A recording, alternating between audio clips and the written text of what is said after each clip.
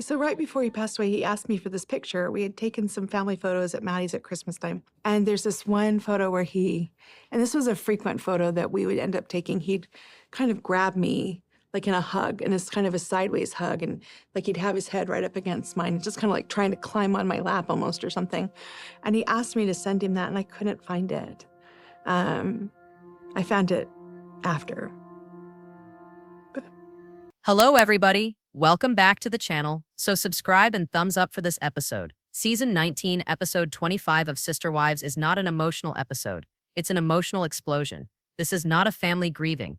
This is a family imploding from years of denial, betrayal, and abandonment that finally boiled over with the tragic loss of Garrison Brown. The gloves are off, and all of the ugly truths are getting out whether they like it or not. So let's start with the most open wound, Janelle. She's not just mourning her son, she's mourning the fantasy that this family ever functioned. Her grief isn't soft, it's jagged. It's full of questions she'll never get answers to. She tells us herself she's not okay. And for the first time, we're witnessing a mother who doesn't care about being stoic for the cameras. This is not television sorrow. This is the collapse of a mother's world before our eyes. She's devastated. And the worst of it, the ones who need to be there to hold her up, they're absent or emotionally unavailable. Kody Brown, the so-called patriarch, is a shadow of a father. He talks about Garrison as if he were a stranger. And we, the viewer, we remember how Garrison pleaded Ed for his father's attention. We remember tension, rejection, silence, and now Kody wants to cry about how he gets blamed. This isn't blame, this is affect.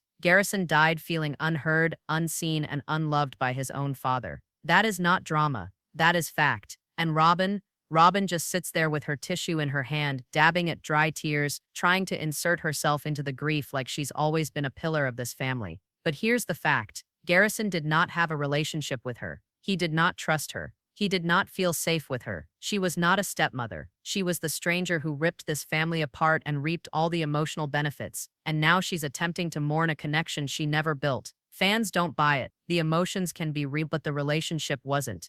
And that is the pain. Then there are the boys. Gabriel is heartbroken. He doesn't speak much, but his eyes say it all. He's carrying the weight of being the last one Garrison texted, the last one who maybe, possibly, could have changed things. That last "I love you" text is haunting him, and it should haunt every last one of those family members who chose silence over connection. Boys were left behind, emotionally, while Robyn and her kids got the best of Kody's attention and affection. This episode removes all delusion. The family dinners, the plural love, the co-parenting, all smoke and mirrors, because when it mattered the most, this family was not together. Grief is supposed to make people come together, but instead it only pulled the curtain back on how far apart they've really grown. Christine comes through for Janelle like a good sister wife would. Their relationship, their loyalty. It's the only genuine thing that's still standing in this wreckage. And the way Christine stands up for Janelle's pain, validates her heartbreak, and fills in the space Kody should have filled. That's love. That's what sisterhood in a plural family was always supposed to be about. Meanwhile, Kody can't even speak directly to his own kids. He talks around himself, always a victim of himself. But let's be real, this is the episode where years of emotional denial finally catch up with him. And the worst part, it took a son dying to even get him to attempt to deal with it. That's not just tragic, it's unforgivable. By the midpoint of this episode, it's not about Garrison's death anymore. It's about the death of illusion. The illusion that this was ever a functional, united family. The hurt is real, sure, but the relationships, they're broken. And every moment of silence, every tear-filled regret, every missed call and unreturned text, it's all proof that love wasn't enough. Not in this family, not with this man at the helm. And the fans are distraught, not just sad, angry because we've watched this family self-destruct in slow motion over the years. And now when it mattered most, we're seeing the emotional wreckage left for the children to unravel. Garrison's death is not just a tragedy, it's a wake-up call, one that was far too late. The fragile web of this family has finally snapped. And now that Garrison is dead, the silence between these people has never been more deafening. Let's start with the coldest fact of all. Garrison's death didn't bring this family together. It exposed the distance. All those calls that were never made. All those birthdays that weren't remembered. All those cold encounters topped with stilted silence. That's what's echoing now. And it's not just sad, it's infuriating. Kody gets through this episode like a drowning man filled with guilt, but yet still clinging to his pride. He just keeps repeating lines like, "I wish I had done more," or "I didn't know he was struggling that badly." But come on, Anyone who has been watching this show for years knows just how strained his relationships were with his older children. This wasn't overnight. This was years in the making. And now he's going to whine about wasted time. Where was that enthusiasm when Garrison was alive and looking for his attention? And while Kody falls apart, Robyn goes and does what Robyn always does, tries to make the story about her suffering. She claims to be devastated. She claims she always wished she were near the boys, but please, she had years to build those bridges. She didn't. She had years to be there for Janelle. She wasn't. Her words now are hollow,